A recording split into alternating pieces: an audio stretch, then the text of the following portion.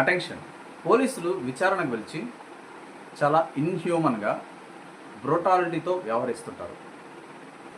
వాళ్ళకి లా అన్నా కానీ, ప్రజల ఫండమెంటల్ రైట్స్ అన్నా కానీ లెక్కే ఉండదు.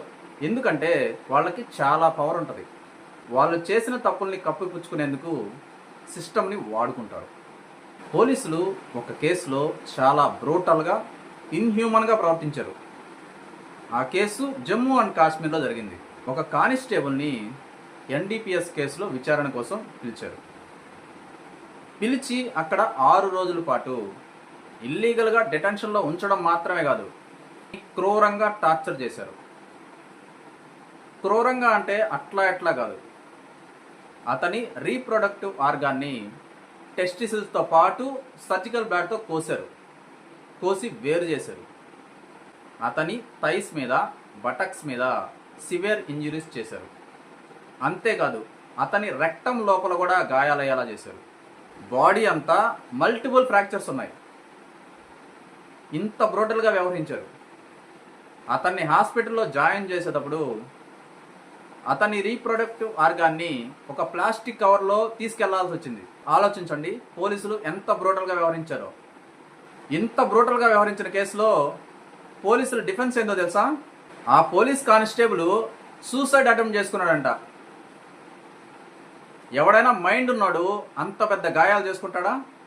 ఏది ఈ లాజిక్ లేని స్టోరీని పోలీసులు హైకోర్టులో చెప్పించారు, సుప్రీంకోర్టులో కూడా చెప్పించారు. ఇంత పెద్ద గాయాలైన కేసులో ఆ విక్టిమ్ వైఫ్ ఎఫ్ఐఆర్ నమోదు చేయించడానికి యుద్ధం చేయాల్సి వచ్చింది. ఎస్పీ గారికి రిప్రజెంటేషన్ ఇచ్చింది, ఎఫ్ఐఆర్ చేయలా. డిఐజీకి లీగల్ నోటీస్ ఇచ్చింది, ఎఫ్ఐఆర్ చేయలా. చివరికి హైకోర్టులో రిట్ పిటిషన్ ఫైల్ చేసింది. హైకోర్టు ప్రిలిమినరీ ఎంక్వైరీ చేయమని చెప్పి ఆర్డర్స్ ఇచ్చి డిస్పోజ్ చేసింది. చివరికి కేసు సుప్రీంకోర్టుకు చేరింది. సుప్రీంకోర్టు విచారణ చేసి ఎఫ్ఐఆర్ నమోదు చేయకపోవడాన్ని తీవ్రంగా తప్పుపట్టింది.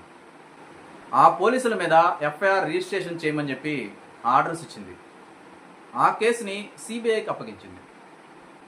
దాంతోపాటుగా విక్టిమ్కి 50 లక్షల రూపాయల కాంపన్సేషన్ ఇవ్వాలని చెప్పి స్టేట్ని ఆర్డర్ చేసింది. ఆ అమౌంట్ని డిపార్ట్మెంటల్ ఎంక్వైరీ తర్వాత ఆ పోలీస్ ఆఫీసర్ల నుంచి రికవరీ చేసుకోమని చెప్పి ఆర్డర్స్ ఇచ్చింది.